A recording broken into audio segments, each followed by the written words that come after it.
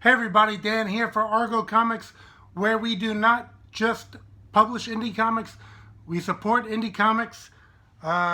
Okay, we got a crazy, pile of books. Actually, the last time we had the indie haul, had a technical issue at the end, went midway through a book and cut off. So, it's only gotten worse since then. I'll attempt this. I'm trying not to have these spill all over the place. Okay? Yeah, boy. That's what we're dealing with. November, part of October. Let's get into it. There's a lot of books. And again, this is a haul video, not really a review video. So I'm not reviewing the books. I haven't read them, most of them as of yet. But it's just to give you an idea of what indie books I am picking up. Okay, now, our first books here, let me get them. This is actually my little mini haul from Antarctic Press. And as some of you may know, if you're following me on social media, I did enter into a publishing agreement with Antarctic Press. So in Exciting Comics, starting with issue 9, you'll see Big House Blues, which is a comic that I had already done on Kickstarter, but it's going to be serialized in Exciting Comics, starting with issue 9. And Weirdo, which is a character that I had a couple guest appearances in books, but he hasn't, this story has never been told. So, you'll keep an eye out in Diamond Previews for Antarctic Press with Exciting Comics. Again, starting with issue 9, we will have some of my work in there. And this is a company I followed for 30 years. We have like Ninja High School 177 here on my list of books that I picked up, and I have every issue. I've been there since the beginning of Gold Digger, which is the second book that's we'll be going with. I think 1989 in Manhattan, St. Mark's Comics. I came across Ninja High School. Was it the yearbook or Perfect Memory #1? And I was hooked ever since, and been picking up Antarctic books since then. So, as I said, Ninja High School 177. This is Ben Dunn has done Ninja High School, and he's had guest creators here and there. Story Ben Dunn, Jim Felker, art Ben Dunn, colors Giroux Smith, lettering Bill Williams, and Antarctic Press initially, a good amount of their work deals in American manga, and this is some examples of the work. And anyone knows, way before rather signing up with them, I had pinups by Ben Dunn in Argo Comics, which I'll continue doing my own publishing through Argo Comics and through Thunder Zone, but this will just be another channel of exposure for my work. But Ninja High School has been a book that, this is Jeremy Feeple, he's the main character, a book that I've enjoyed all throughout. Love, love, love, and I hope it just continues going. I know they do have a guest artist coming in, probably 180 I think it starts, but I can't be sure. But here's a book that does not have a guest artist. Gold Digger, Fred Perry, you can see over there. Fred Perry's been doing 275 issues of Gold Digger. I believe everything, right? Coloring, art, writing, art, colors, everything. and it's just amazing work. I'm a big fan. Actually, already through previews, my initial work with Antarctic Press is going to be Indie Wars. I had a chapter in that, and my love of Gold Digger is actually evident in my chapter of Indie Wars. So that was already solicited through Diamond Previews. But I guess, yeah, you should be keeping an eye out on your shelf for that. If your comic store didn't order that, you can still probably ask them to put an order in for Indie Wars from Antarctic Press. And here is a look. Trying to find a good example. Fred Perry's work here. I mean, the man is just a monster. As far as, I mean, he drew a whole animated cartoon with Gold Digger as well. And he has a chance to jump in from the beginning. They have a collection of the early stuff now in full color. So, oops. All right, so that was $275. Putting that back in the bag. And $276. Okay. So we are marching on to $300, and again, writing, drawing, coloring, lettering, all these issues. It's crazy to think about. Because I believe even Dave Sim had backup Gerard doing the backgrounds for him, and it was in black and white. So there's some, again, examples of the work. And let's see. Well, Gina Diggers is the main character there. She was started out as an archaeologist adventurer, and her sister, who is a were cheater, is the other main character of the book. But there's been a lot of characters rotating in and out of the book, and some fun use of like leprechauns and Spelvis, which was like a magical Elvis. I can't even get into it all, but love it, love it, love it. All right, Planet Comics is a book Antarctic Press puts out. Bit of an anthology. Here's Amazona, the Mighty Woman. Okay, so Planet Comics, I mean, you could always count on Antarctic Press for quality, so this looks pretty cool. I can kind of, some anthologies you're sometimes a little shaky on. I could kind of order this book without a reservation, knowing that there's going to be quality within. There's a backup story that's in black and white. As you can see, all high quality. That's Planet Comics #2. And Patriotica, which I had on a recent haul. This is #2. They were originally through Kickstarter, now Antarctic Press. Okay, Antipus, who did some work for Argo Comics. He's also known as Luis 13.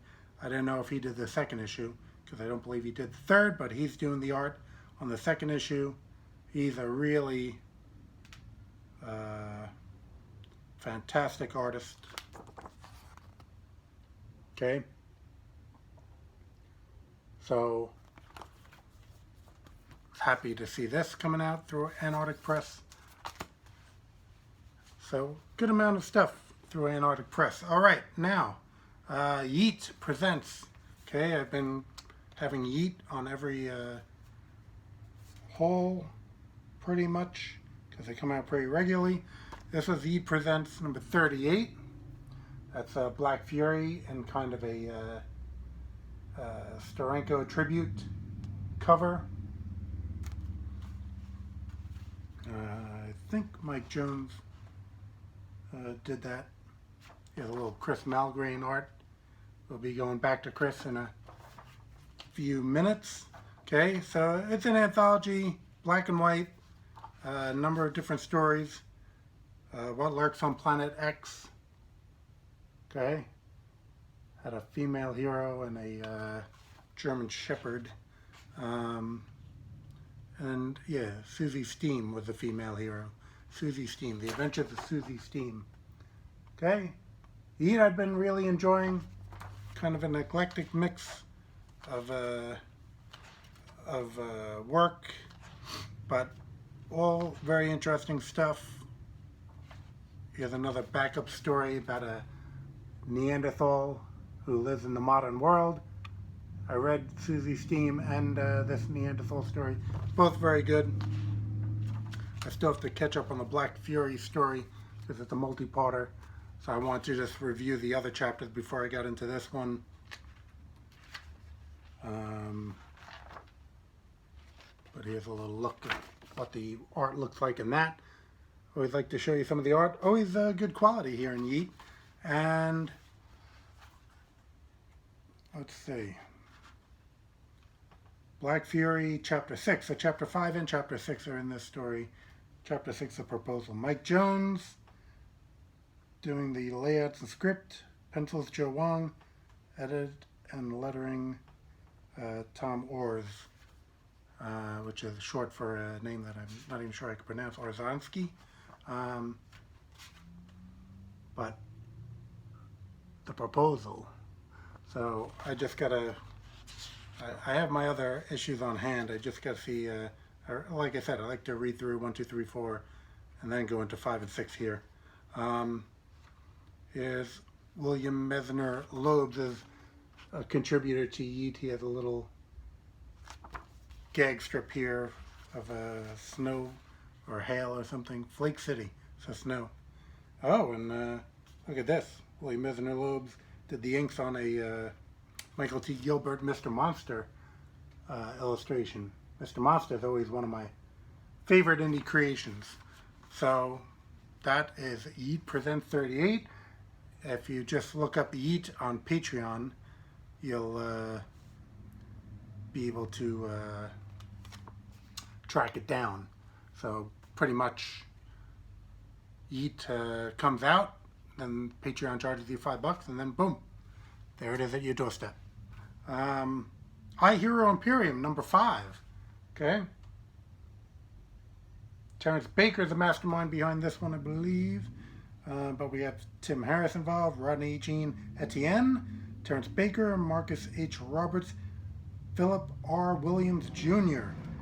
Is that the Philip? I know there was, oh, Chris Williams, that's who I'm thinking of, who does some great illustrations. But, yeah, I've been picking this up, all, some of these creators, friends of mine. I like the look of this duo of heroes that's on the corner here, this white and blue characters there. I thought they were cool looking characters. I have yet to read it. I just, you know, you have some nice interior art here, there are those characters.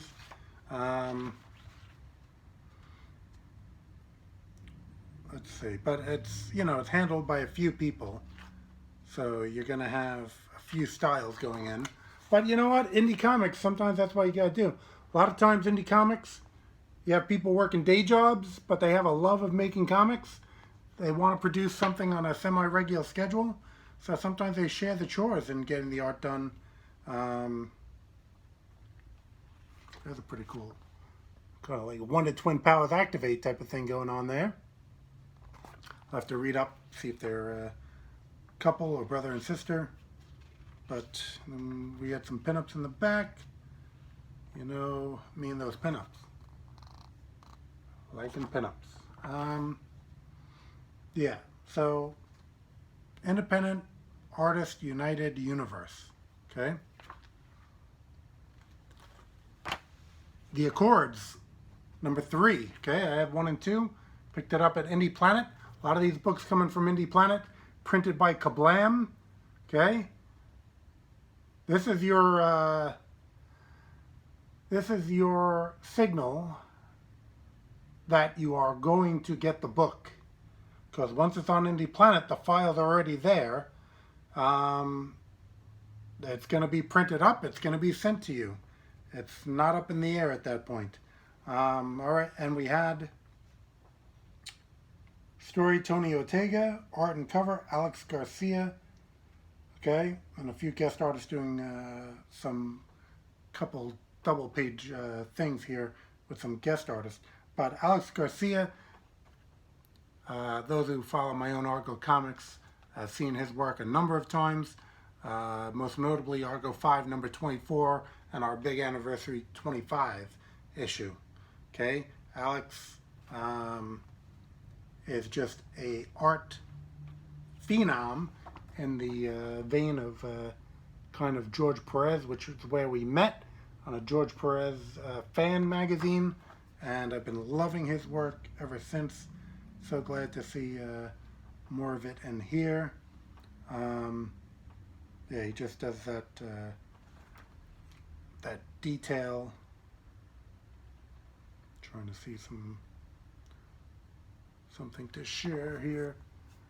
You know, a style that is just phenomenal. Here's a little face-off. Here, a face-off. When I put the book between me and the camera, I can't really tell what you're seeing. So, try to vary the angles a bit to make sure that you can freeze the frame and take a look. All right, now we talked about Chris Malgreen before, and Oniric Comics is his. Okay, and I got 3 books, just like Antarctic, big supporter of Oniric as well. Formidables being his main superhero title. Love, love, love the Formidables. And in this issue of Formidables, we get to see his play on the Mighty Thor, which in Argo Comics I gave Thor red hair as well. He's the General Thor and the Megacorps, which is Earth's superhuman branch of the military. And we get, I guess, Chris's take on, there's Odin, get Chris's take on the Norse mythology. Loki's in there. Hey, that Thor in the background looks, well, that character in the background looks suspiciously like a Norse god that we may know. But yeah, this was always a cool story, Formidables.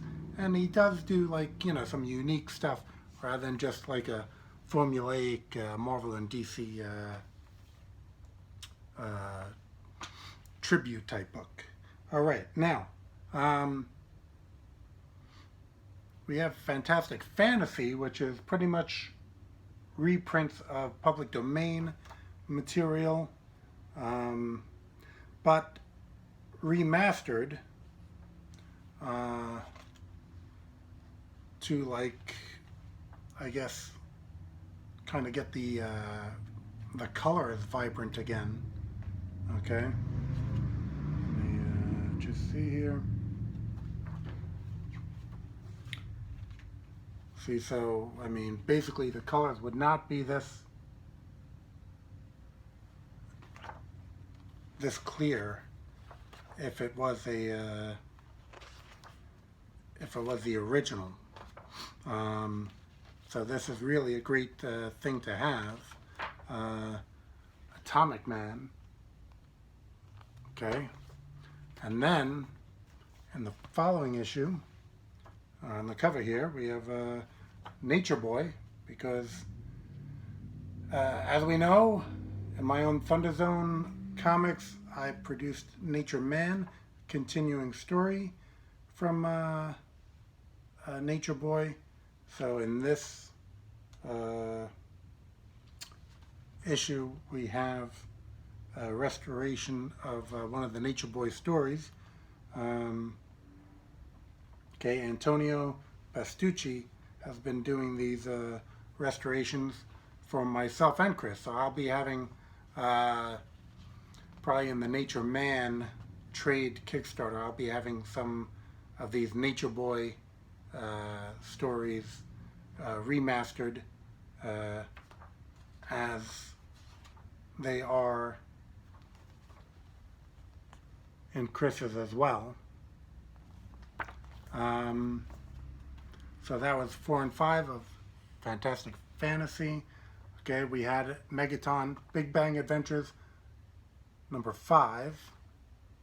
Okay, Megaton.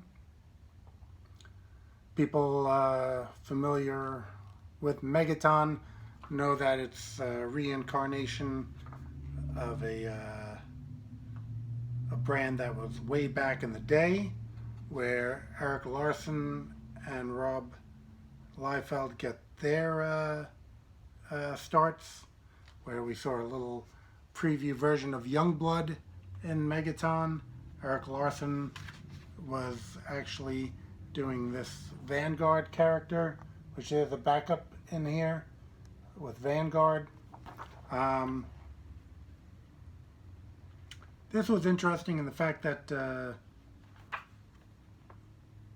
as you can see on the cover and in the interior, they kind of used a poser program, which kind of makes like computer generated mannequins for you to incorporate into a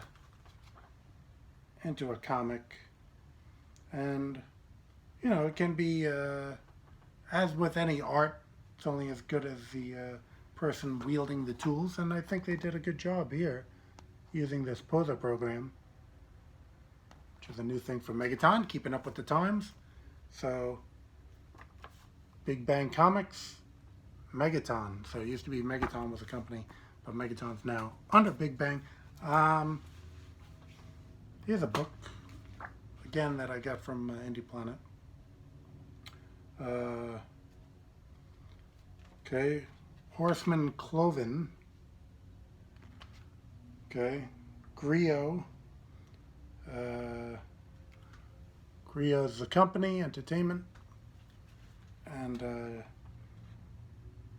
okay, this is written by Jude W. Meyer, illustrated by Jibba Molay Anderson, and actually I wasn't quite expecting this to be like a prose book, which is what it is. It's a prose book with illustrations. I thought it was a collection of a comic series, so it'll probably be some time before I'm able to get through it, because just so many comics on the reading shelf already that to put everything aside for a quite lengthy prose book would be something that you know, at this point I wouldn't really have the time to do, but I should be getting some more free time in the near future, so maybe at that point, or on a vacation, I'll be able to dig into this one. But I do love Jibba's artwork, so any way you slice it, it's a good purchase. All right, here's a Kickstarter book, Metal Shade. Okay, Metal Shade number 1. I think the Kickstarter's around for Metal Shade number 2.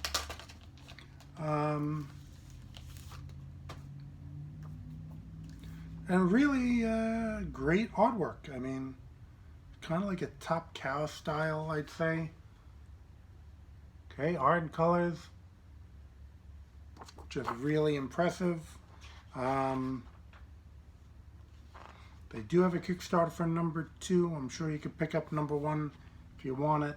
A little pricey, I'll have to say that. And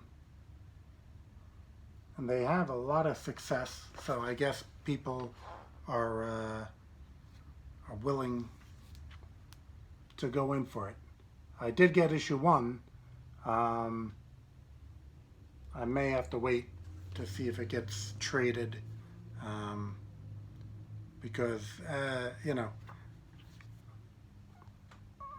it's a nice metallic logo and everything. It's the production, I guess, cost somewhat high, but everyone has to make their own choices on, I guess, Kickstarter.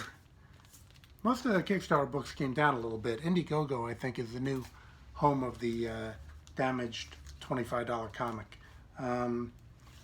So I don't usually buy many on Indiegogo, but I think it's a balance, what's an acceptable price, of course, and, how much they're going to do on the book. I think this is another, poser type book. Black Rain. Okay. I thought this was a Indie Planet book, but there's no ad. But I think I did get it from Indie Planet. The ads are always optional. And you talk about the poser work. Now this is really, really good poser work that's been done here. I believe I've seen this creator's art before. I'm trying to look for looking for some credits that I do not see. Credits. Okay, no credits. So sometimes there's a splash page, like the first splash page that comes along has the credits. I don't see it, but I will just say, here. I believe it's Damon Boards. Okay, Board, I remember that name. Okay, I believe it's his book. And show you something else, just so you get an idea. Gotta be something that's a little clear. It's a little dark for mood, but yeah, I mean, even the cover just shows you what you're dealing with. Really nice poser work. All right. Well, we're not getting through all these. There's just no way. Just no way to do it. Okay. Jim Ballant's Blue Cat #1. Tarot is his title, his main title from Broadsword Comics. Okay, and they've been going at it 20 years. It is for a mature reader, so it's not something you want for the kids. Just got to make sure whatever we are showing is acceptable to show. Here she is in a bikini, kind of running away from a volcano that's going off, a live volcano. Thinking of like Krakoa from the X-Men, the Living Planet. But Jim Ballant, I guess, made his name well known on Catwoman for DC Comics. Now he has his own Broadsword Comics. He has an ad for another issue coming. So Jim Ballant just really, really knocks it out of the park on art, and definitely does a great job with the stories as well. So that's a title I always enjoy. Here's a trade paperback from Image, Buzzkill. There's a superhero who gets his powers from, I guess, alcohol and I don't know if drugs are involved, but I know that was the basis of it. Yeah, and it looks like a cool style of art. Seemed like when I read the solicitation, seemed pretty cool.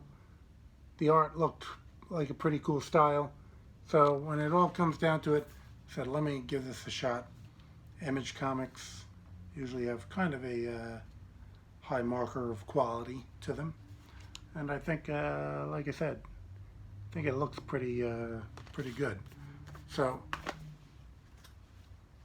continuing with Image, Commanders in Crisis. Okay.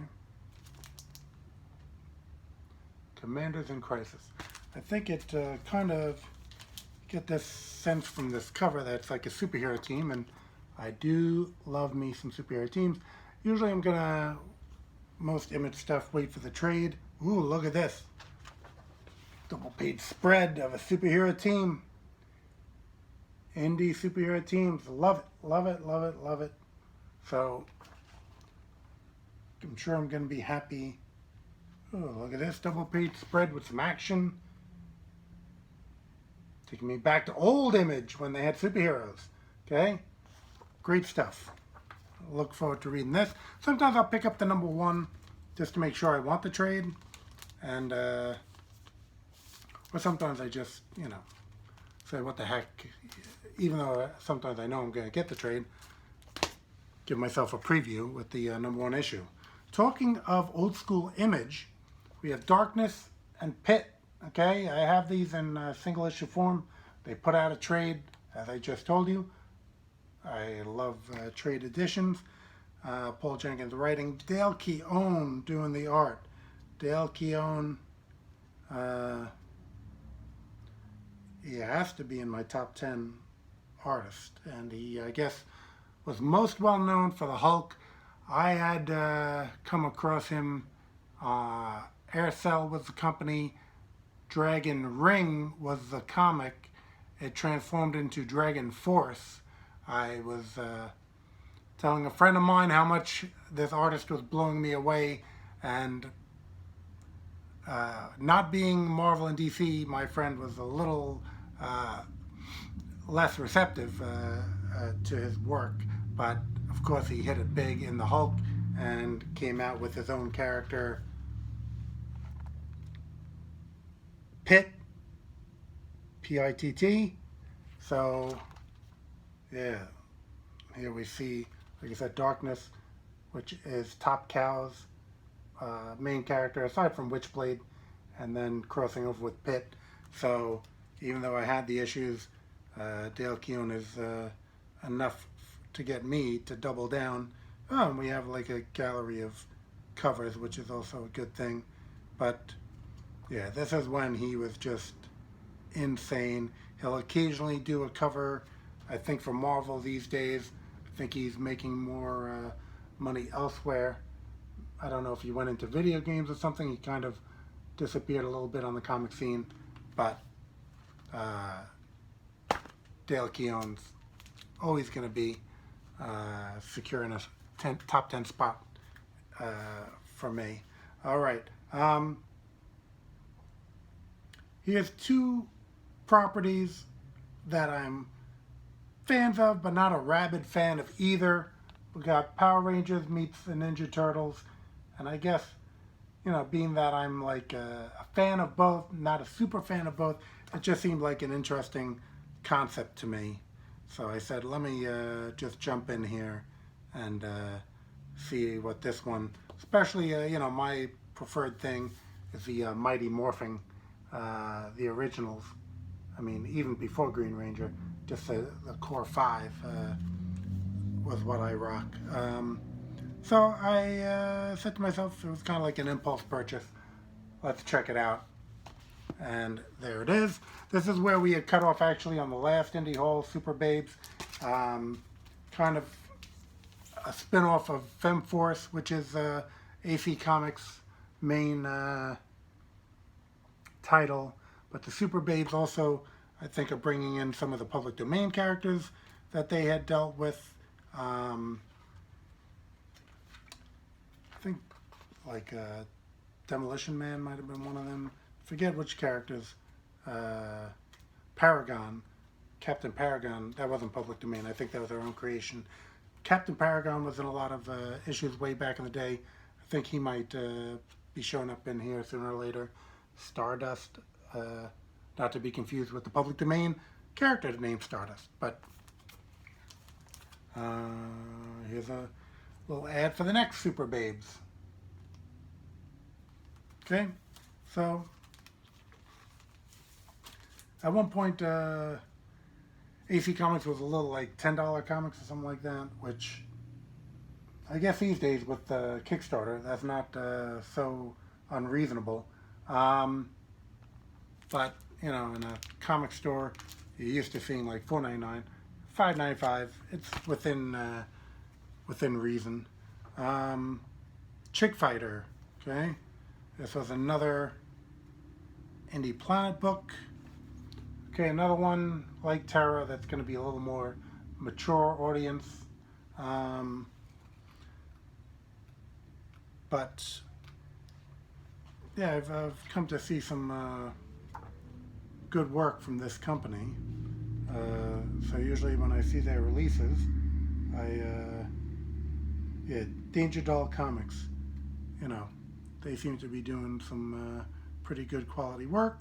So when I see them, I check it out. But again, this is not something that you'd actually be getting for the kids. But I've been picking that up. See? Okay, good amount of these books. You head over to Indie Planet. Okay, that's where Kablam's books, including my own Argo comics, are.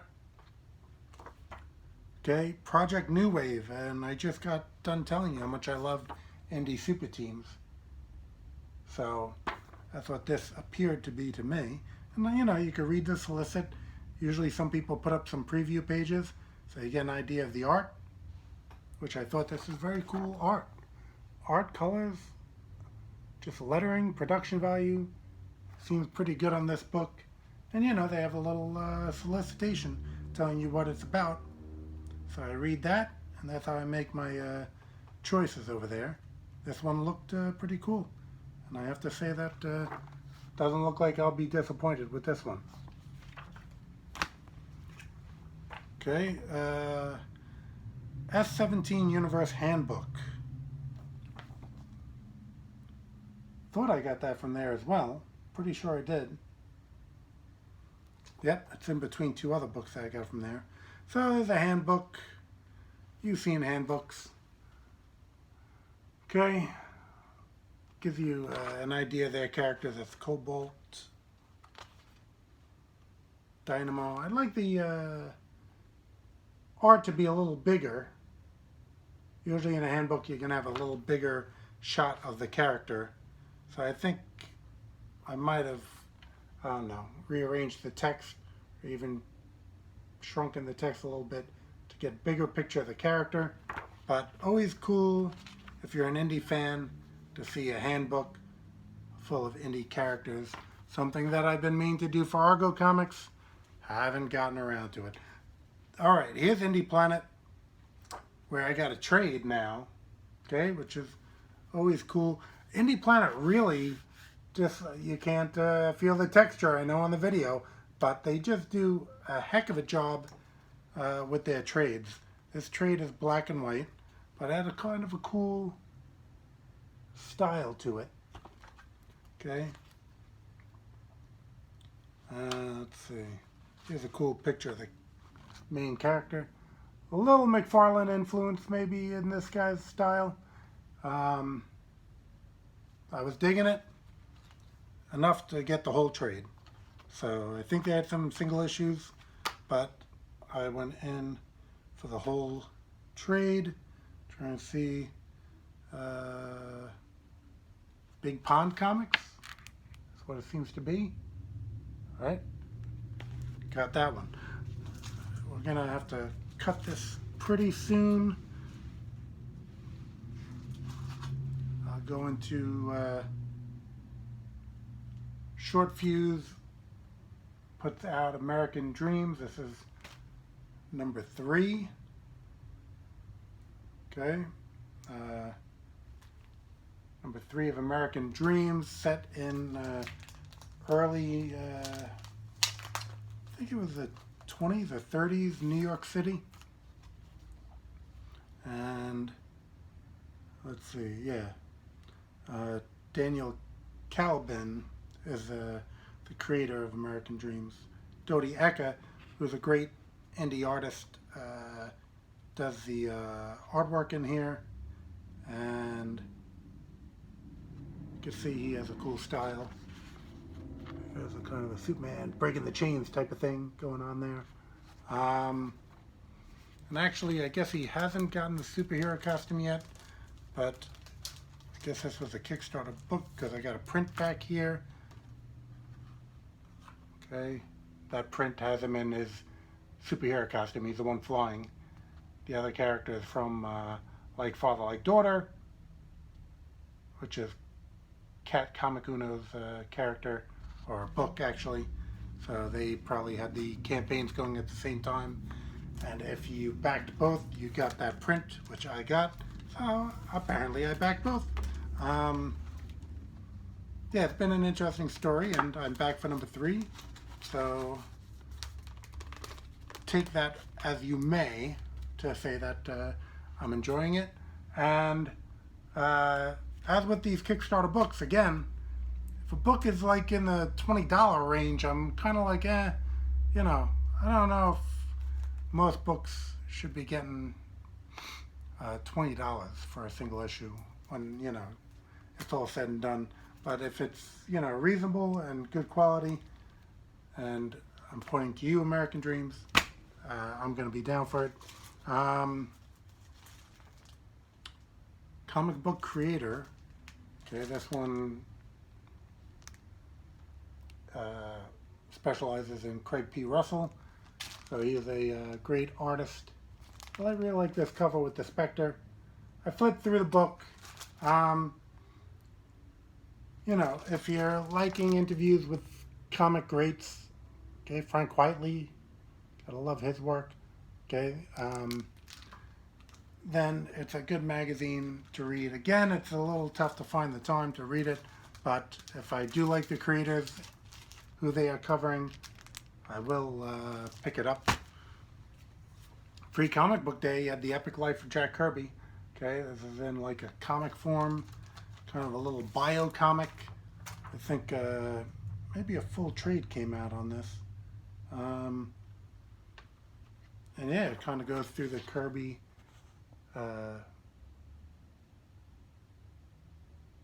what is it, Iger and Kirby, or Simon and Kirby actually. I think he worked with Iger at one point as well, but kind of go through his history and some of the characters he created. There's Blue Bolt. Okay, he was a pretty cool Blue Bolt. He shows up in this public domain book, one of my favorite of the public domain books, where they're kind of living in a trailer park, the Not So Golden Age. So try to look that one up. Really enjoyed that one. Had some public domain characters, like I said, living in a trailer park, and Blue Bolt was one of them.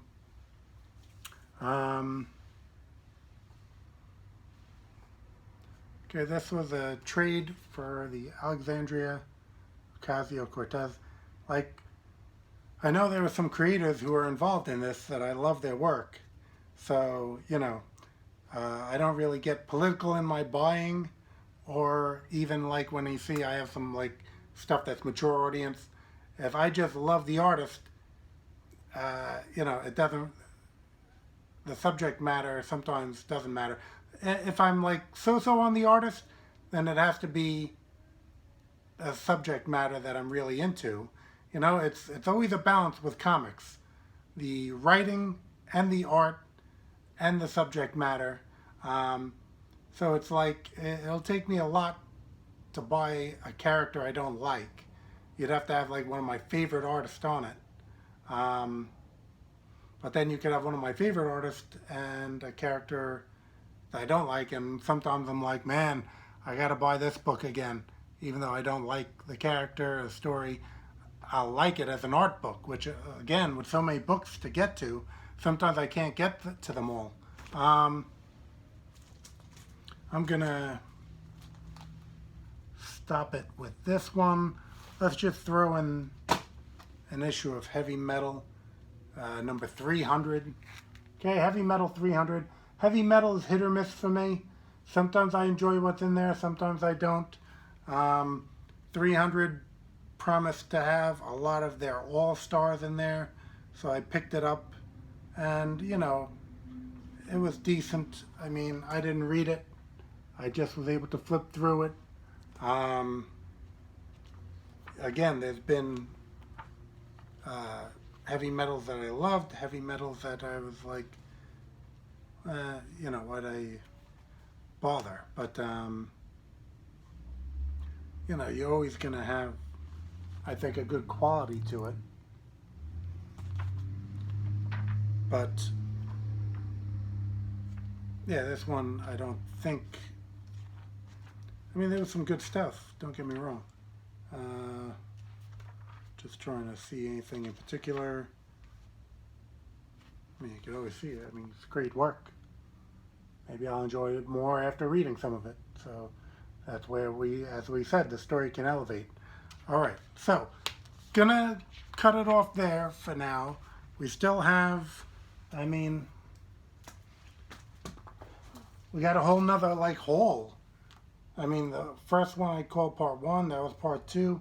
This will take part 3. I'm sure I'll have some more books before I record the next one. If you enjoyed seeing all these indie books, just please subscribe to the channel, hit the like button on the video. You can hit that bell so you'll get notified when I have new videos up. Otherwise, we'll be back with more indie comics on the next haul.